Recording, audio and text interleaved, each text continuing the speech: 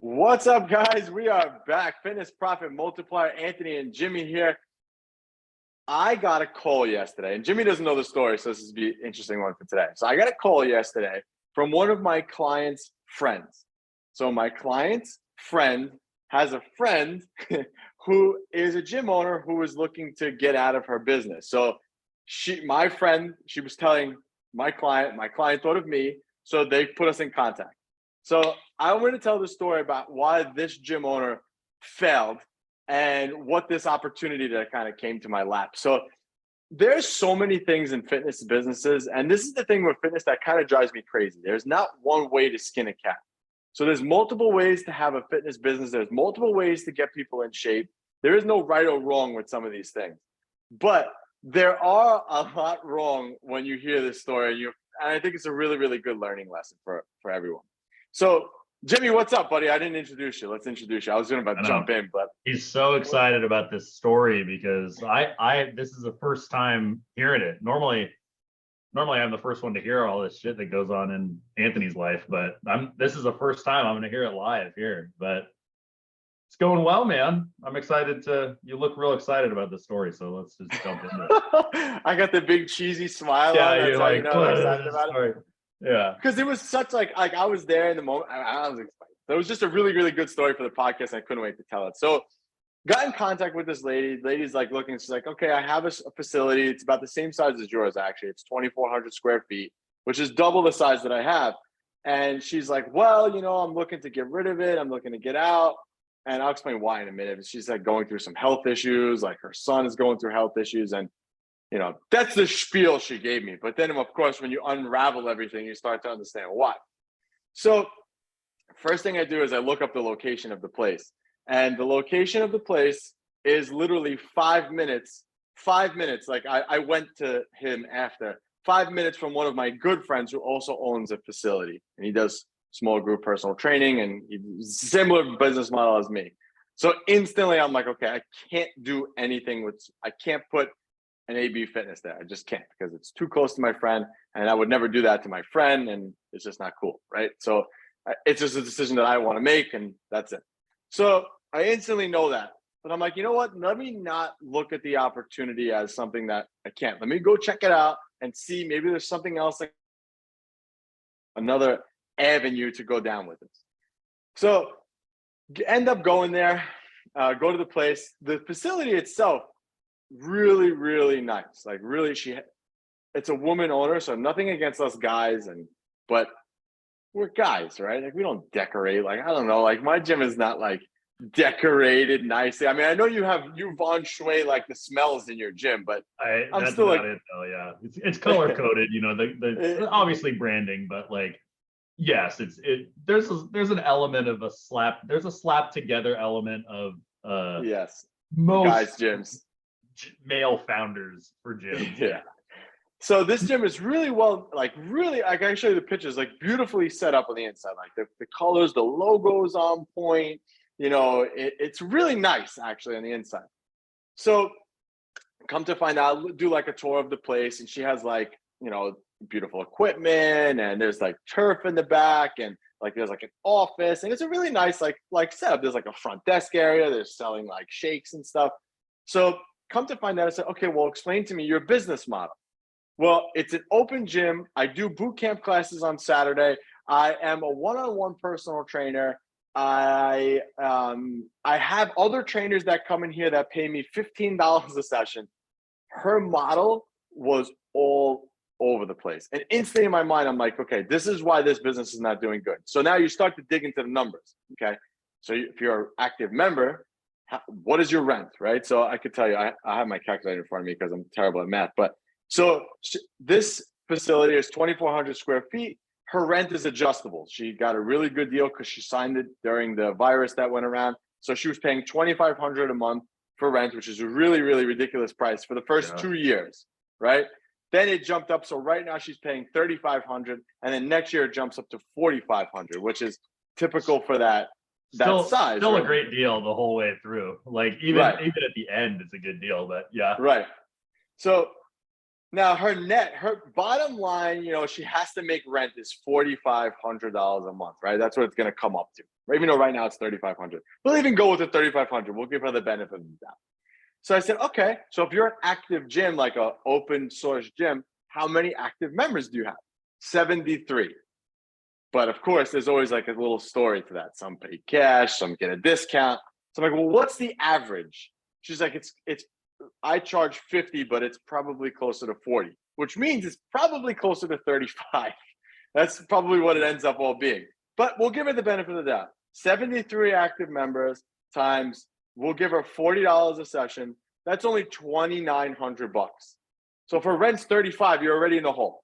So I said, well, okay, well, what was your best month revenue? She said it was 12,000. I said, okay, out of the 12,000, what was the breakdown? Well, most of it was in personal training, her one-on-one clients, which she was taking with her.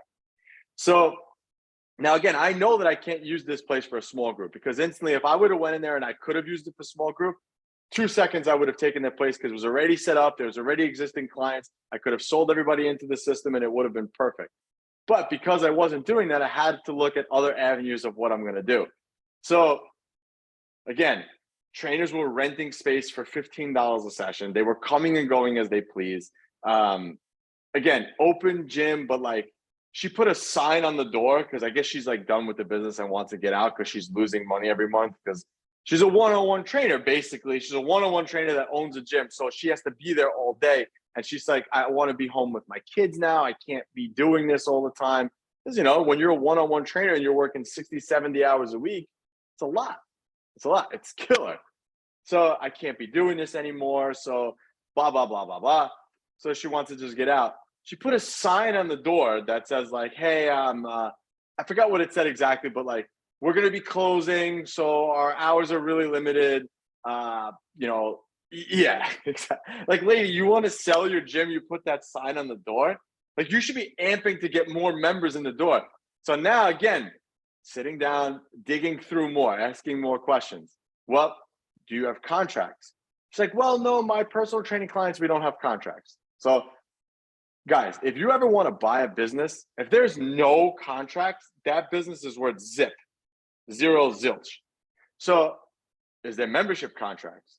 Well, they sign like a waiver in the system. So again, your 73 members are worth zero. But now there's a sign on the door that says, we're closing. I'm like, well, do the members know that they're closing? She's like, I only told my clients. Again, I don't know what that means, but I only told my clients. So she's like, but you could definitely, hit those people again next month. I said, but you just put a sign on the door that says you're closing. If I hit them next month, they're going to all say, oh, the gym is closed, a new owner. They're not going to know what's going on, especially if they don't have a contract. So obviously, this is not a good opportunity. It doesn't make sense. Even if I kept it as an open gym, I'd have to have 250 members to make peanuts. So it's not even worth my time. But I wanted to talk about this whole scenario because we literally talked about this on one of the other podcasts where you can't have so many different things. This woman, and she was so, like, I really liked her. I would have hired her. I asked if she wanted a job, but she was so passionate about fitness, so passionate. Like, so she lost a bunch of weight because she had to go through a health procedure. So she got into it and she has a bunch of clients and she's been training, like really, really loves fitness, but is just a terrible business owner. Like I told her basically to her face, like, listen, you can't do this. You need to take that sign down right now and go get more members if you're trying to sell this place. Right. You're not going to get anything from it. And I'm like, and if you think your equipment's worth anything, it's probably worth 20. She goes, it's funny. Somebody came in and gave me a quote and told me 18. I said, yeah, it's exactly what it's worth. Nothing more than that. And we talked about this on another podcast. You can't be everything, guys. You can't. If you want to be successful and make as much money as possible and not put yourself in these scenarios where you're worried about, oh, I can't be home for my kids. I have no time. I can't get to the gym at 6 a.m. because I have people. You have to systematize your business and make it so that you're not the sole thing running the business. Like I talked about this so many times. When I was running out of my garage, I was making good money, but I was working 70 hours a week. But my fear always was, if I broke my leg, I mean, God forbid, if I broke my leg, what's going to happen to my business? I mean, I always joked I would just hobble in there with a wheelchair. But the point is that it's not a real business. So you need to systematize your business and look at it from a numbers point of view and say, okay, where am I going to be the most profitable? Most local facilities, that 100-member cap should be that point where you're actually making really, really good money. So if I do the math on this lady's business, right? So let's just say I took the business over and I just kept it an open gym. 100 members, which is again the average of a typical, like the cap point that you should be actually making money. 100 members times $50 a month. We'll say we raise the price up to $50 a month. Is $5,000. You can't see my calculator. Is $5,000 a month. If her rent is $4,500, you did all that work to get 100 clients. Cost of advertising, the lights on, the air conditioned, this, to that, the headache that comes with it, for $500. So that model right there doesn't make sense. For an open gym, you need to have hundreds and hundreds of members in order to make any money. And you're also competing with Planet Fitness, Lifetime Fitness, Equinox, Crunch. You're always going to lose, especially as a small guy. So you need to, okay, what can I do else? Now you become a one-on-one trainer. You start making $3-4 in a month, one-on-one. Now your total is up to $9,000. Like, yes, but now you're working 70 hours. It's not realistic. You bought yourself a job. You need to systematize your business. And yeah, that was a story, but it was just like, it was such a good learning moment for one, this lady, but two, for me to teach to you guys on here to not make these mistakes, because people just get passionate about fitness, open up facilities, and this is what they do. They do a little bit of everything and then end up getting nothing. Like this woman, her heart was in the perfect place. As I'm sure most of you guys are with this too. You genuinely want to help people. You love fitness, but you got to have a business mind. You got to invest in yourself to improve your business mind so you don't make these mistakes. Because like I said, even if I took this over and I blew it up to 100 active members and I charge them $50 a month, I'm not going to do all that for $500 a month. I could just go be a one-on-one trainer in my facility and make more if I wanted to do that. So that's the story, man. I wanted to see what your thoughts are on this. I didn't even get a chance to tell you this whole scenario that happened. Right.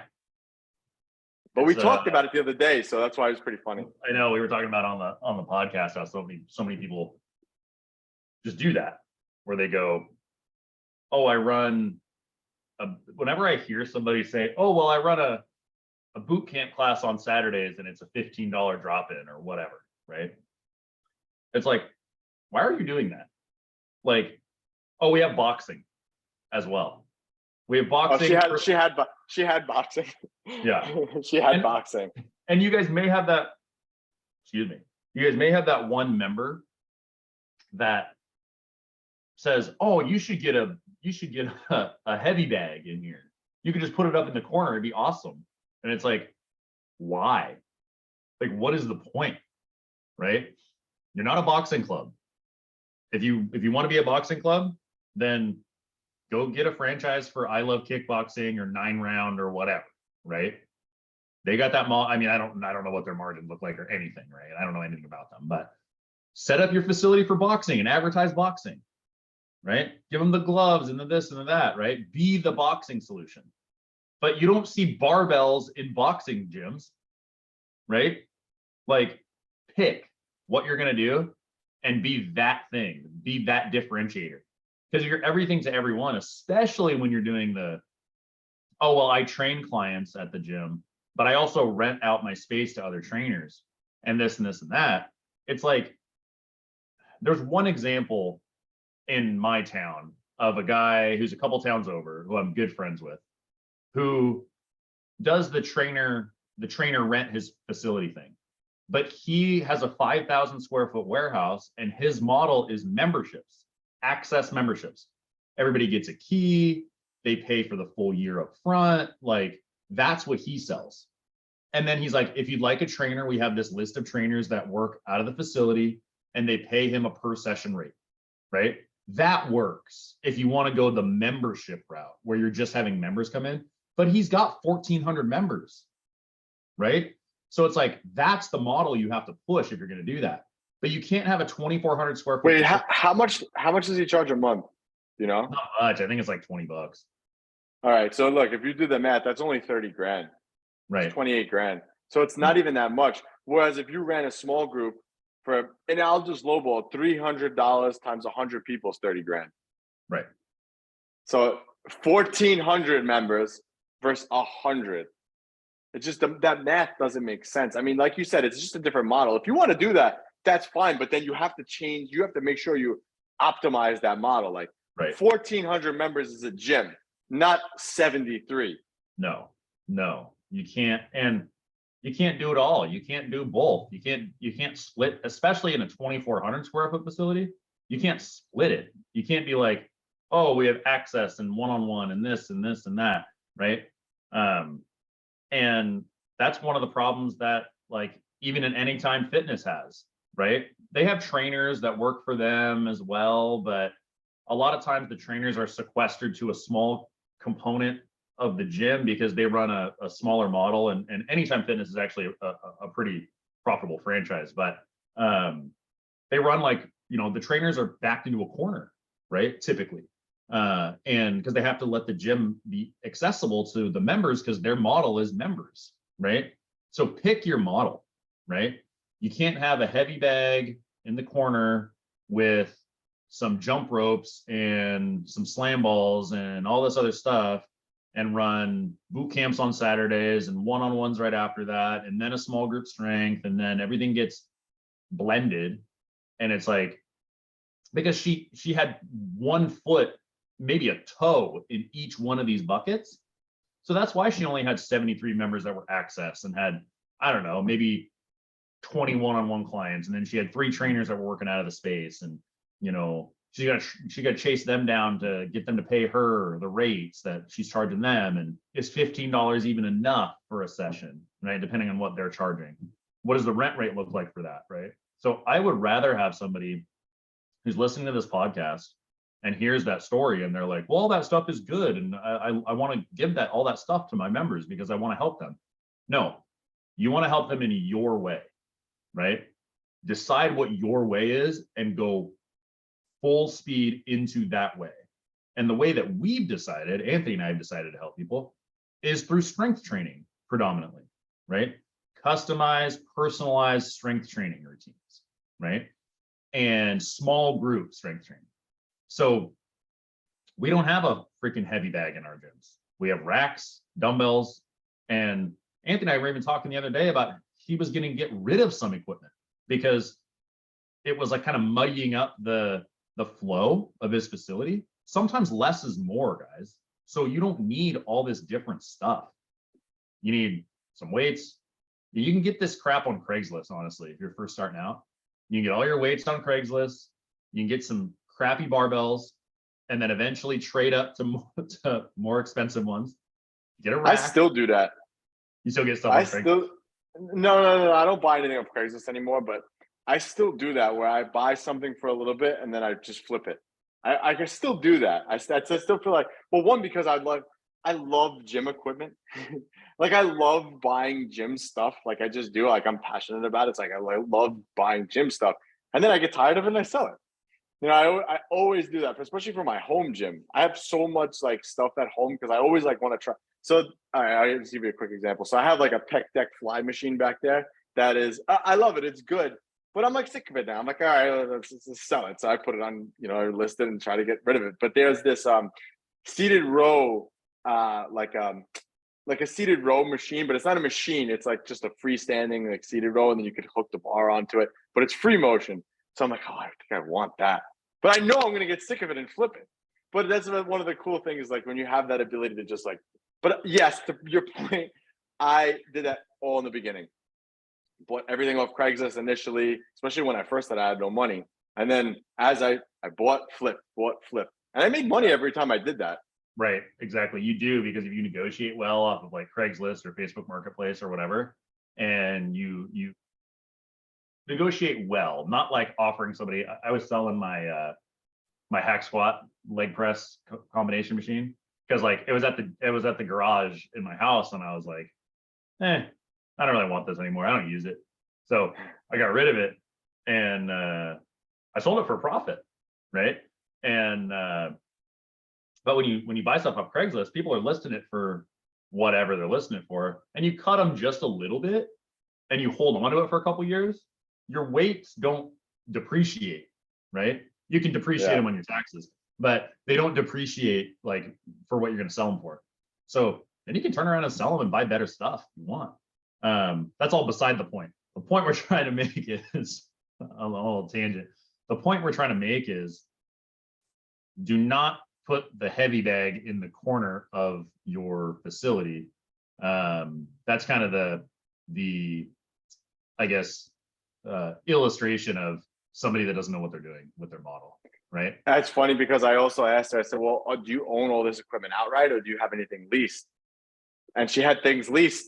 Oh, and really? some of the things that were leased, like the cardio equipment was leased, which I think is actually probably a smart move because those things break, and especially in like an open gym type thing.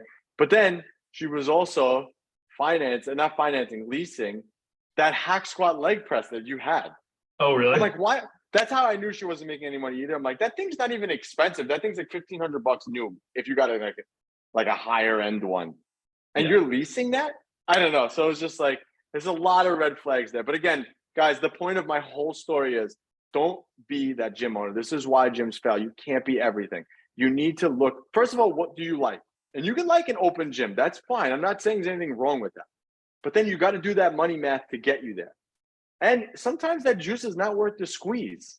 Like I said, like even if I blew that business up and I got 200 members, it's not worth that money, time investment. This is not versus the headache that I'm going to get with it. So I decided against that, obviously. But, you know, it's just a good story for you guys and a good learning thing because we literally talked about this last time. So it was like practical application, full blown here for you guys. But yeah, so if you guys are interested in having us talk about your business and learning the ins and outs of how we can improve your business, just click that link below in the show notes and just hop on a call with us and we'll be glad to break it down for you and help you get to that next level. But until next time, Anthony and Jimmy, Fitness Profit Multiplier, and we are out.